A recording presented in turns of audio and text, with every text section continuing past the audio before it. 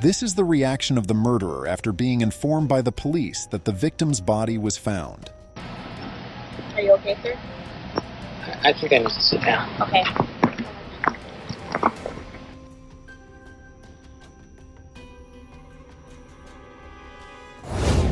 This is the story of the Lauren Giddings murder case. A case that became so sensitive that the community raised the largest cash reward ever offered at that time for anyone who could provide information leading to the arrest of the killer. Macon police announced today a $12,000 reward for information leading to an arrest in the murder of 27-year-old Lauren Giddings. According to police, money has poured in from several anonymous community members. Warren Selby with Crime Stoppers tells us this is one of the largest amounts police have ever received to help solve a crime. In mid-June 2011, Lauren Giddings informed her friends and relatives that she would be unavailable for a while, as she wanted to focus on her studies for the bar exam. But when Lauren's sister, Caitlin, noticed on June 29th that she hadn't received a single call from Lauren for several days, she became worried and contacted Lauren's friends. Caitlin realized that no one had heard from her, so Caitlin and Lauren's friends went to her apartment to check on her. Ashley Morehouse, one of her friends who knew where the spare key was, unlocked the door and they entered her apartment. Lauren's car was in the parking lot and her books, bag, and keys were in the apartment, but she was nowhere to be found. Ashley called 911. When the police arrived, they investigated the situation and didn't find any signs of forced entry into the apartment. But when they sprayed luminol in the bathroom, they realized it was not a missing person case, but rather a crime scene. Detectives searched around the house and noticed a strong odor coming from the nearby trash cans. One of the detectives on the case said, "While we were standing there, the wind started to turn. Immediately, I smelled an odor that I was very familiar with. We all smell things in life that smell bad, and that of a body or a decomposing body is one of the worst things you'll smell, but it has a very distinctive smell." Inside the trash can, they found Lauren's torso wrapped in plastic. At the exact time that the police discovered Lauren's body, her neighbor, Stephen McDaniel, was being interviewed by a local news station. He was talking about Lauren and pretending not to know what had happened to her. Yeah, Lauren was my neighbor. We're just trying to find out where she is at this point. I mean, no one has seen her since Saturday. I mean, the last time anyone heard from her was an email that she sent out, and no one's heard from her since. Did you see her hang out with anyone at the time, anything like that? I mean, no one has seen her since Saturday. I haven't seen anything. I mean, you always hear noise outside, but it's just people walking by pretty much. And she just recently graduated from Mercer? Yeah, she and I we were both JD students. We graduated back in May. What kind of person was she? I mean, what did you see? I mean, she's as nice as can be. I mean, very personable, very much a people person. Do you know any enemies she might have had, somebody that might want to hurt her? No, I mean, we don't know where she is. I mean, the only thing we can think is that maybe she went out running and someone snatched her. Because, I mean, we went over, one of her friends had a key, we went inside and tried to see if there was anything amiss, but I mean, she had a door jamb that was sitting right by it, so there was no sign that anyone broke in. I mean, the door was locked when everyone got here. I mean, we just don't know where she is. However, when he realized that Lauren's body had been found, his behavior completely changed. What about in the parking lot area? I know they've been doing a lot of, I think that's where they have recovered the body or whatever they recovered from there. Body? Had you seen anything there? Had you seen anything there? I mean, we don't know if this is the same person. You know what I mean? Like, they took out a body there earlier. We don't know if it's the same person or not. So that's why we're trying to ask people if they know who lived there. Are you okay, sir? I think I need to sit down. Okay.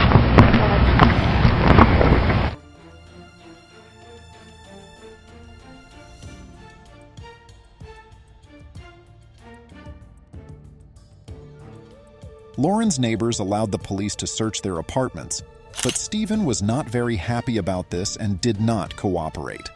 This behavior turned him into a suspect. Eventually, Stephen allowed the police to search his apartment. During the search, the police found the master key to the building in his apartment. The key could unlock any unit in the apartment complex. Stephen hastily claimed that the only use he had made of the key was to enter two neighbors' apartments to steal condoms. Stephen's confession to theft allowed the police to interrogate him. Stephen did not cooperate during the interrogations and denied any involvement in Lauren's murder, which led the investigators to rely on the evidence collected from his apartment. Macon police say a K-9 unit from Dooley County has volunteered to help in the search for the remains of murdered Mercer grad Lauren Giddings. Macon police are following several leads in the case, but so far have no official suspects.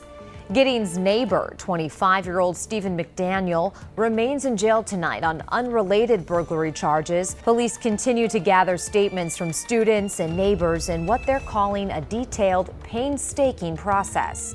Okay, I need to know about this girl right here. You know her? Yes, Who is that? Lauren Giddings. Does she live next door to you? Yes, When's the last time you seen her? 2 or 3 weeks ago.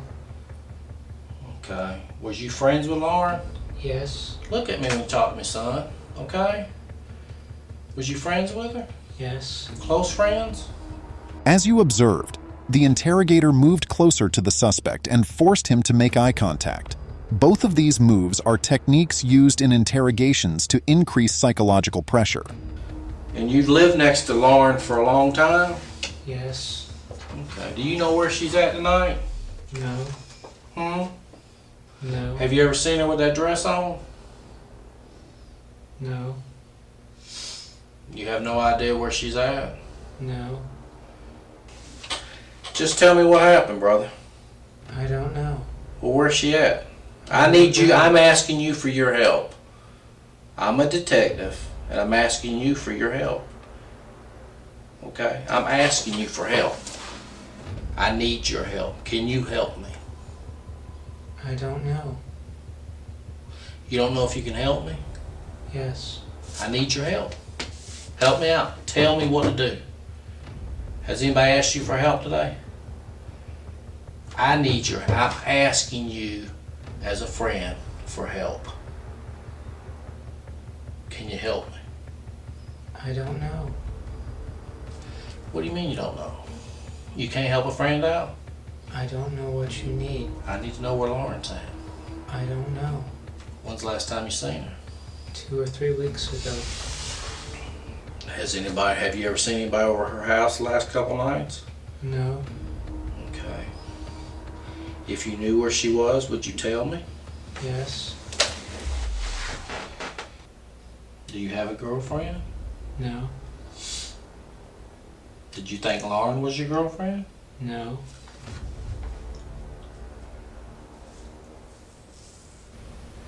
Well, you know there was a body found in the trash can next to the apartments. yes, You do know that. And it's a female, white female's body. Right there. Right next to y'all's apartment. Feet from her apartment. I mean, we don't know 100% sure it's Lauren, but we're pretty confident it is. We're waiting for some tests to be done to be 100% sure. I mean, who would do something to somebody and throw them in a trash can? I don't know. I'm asking for your advice or your observation. Who in your complex would do something like that? You lived over there for 3 years. Tonight's the first night I think I've ever been over there. In your expert opinion, of all your knowledge of going through law school and all that, who in that complex do I need to talk to? I don't know. No names come to mind. You can't help me out a little bit?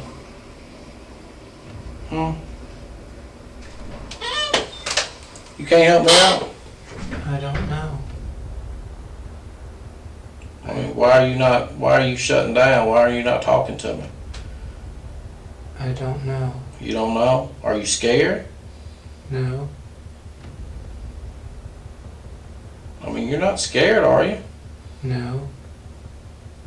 Are you sad that something happened to Lauren? If that's her in that trash can? Yes. If you know something. Because I need to know. Because her family's down here wanting to know what happened to her. I don't know.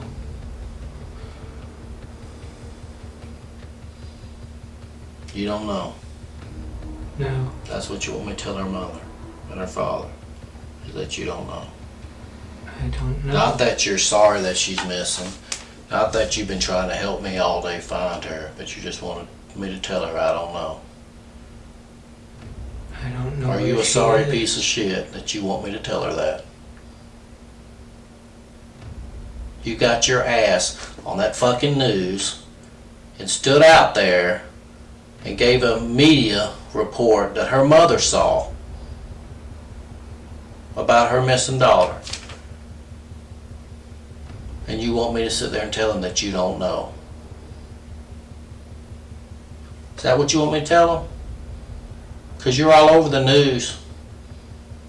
You sure stood out there and ran your mouth to the news media. But now you're going to get out here and you don't fucking know.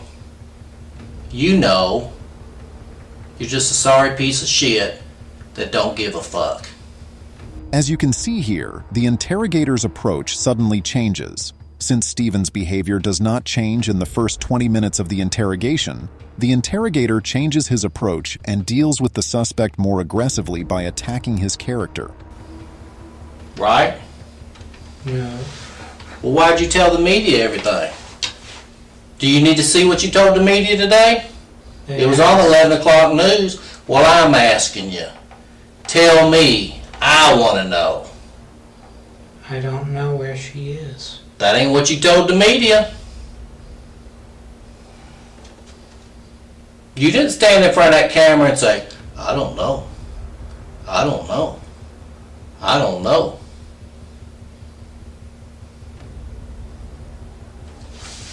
What are you going to say? I remember.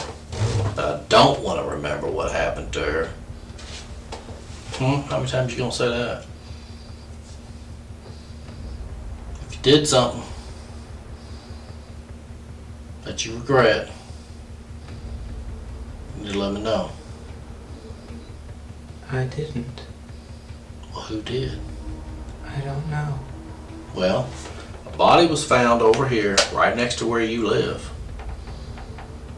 And what do you have in your apartments? A lot of knives. A lot of guns. Right? Yes. Now the second interrogator enters the room and continues the interrogation with the same strategy of aggression and attacking the suspect. So you bought 3 guns that you've never shot. Yes. Why? To have. For what? To have. For what? I'm asking for what? Why do you want to have them? What makes, did they give you, I mean, tell me why it's important to you to have 3 guns.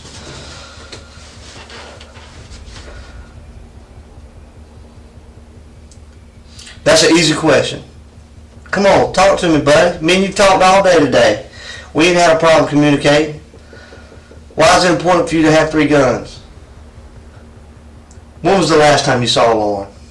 2 or 3 weeks ago. And have you been on vacation for the last couple of weeks? No. You been home every night? Yes. Has she been at home every night? I don't know. Has she been on vacation? I think she was away for a while. How long? I don't know. Were you looking for her? No. Let me tell you, even if I didn't talk to my neighbors, I know if my neighbors have been in and out. I hear them come in, I hear them go out, I see them when they walk by my window. I've lived in apartments most of my life.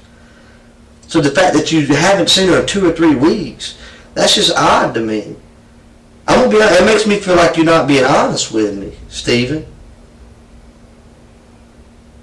Why would you not be honest with me? I am being honest. Stephen, it just doesn't feel like it, buddy. You know, I get the sense that there's something weighing heavy on your heart right now. And it's breaking you down. And you feel bad about it. I can tell you haven't slept much, have you, in the last few days, have you? No. Like something's weighing on your mind, ain't it? We were looking for Lauren. You started looking for Lauren yesterday. Yes. But you haven't slept in several days, have you? Yes. You have? Yes. Earlier when I talked to you, you said you hadn't slept in days, that this morning was the first time you was able to get any sleep, was this morning, for a little bit. No. Yes, that's what you said. That's what you told me. So I asked you, well, if you haven't been able to sleep in several days, what have you been doing, studying? And you said, yeah, studying. You don't remember that? No.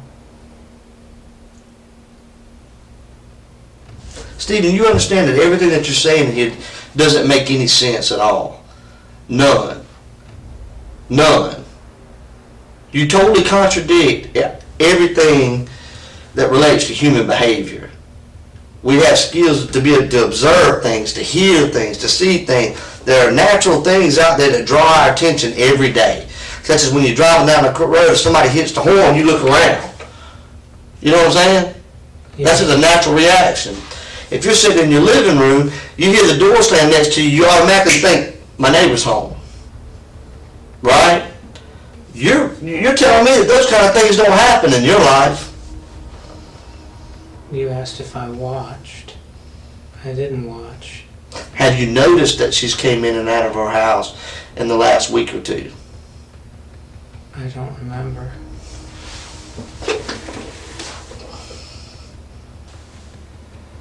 You knew that there was blood in that apartment. No. Yes, you did, Stephen. Yes, you did.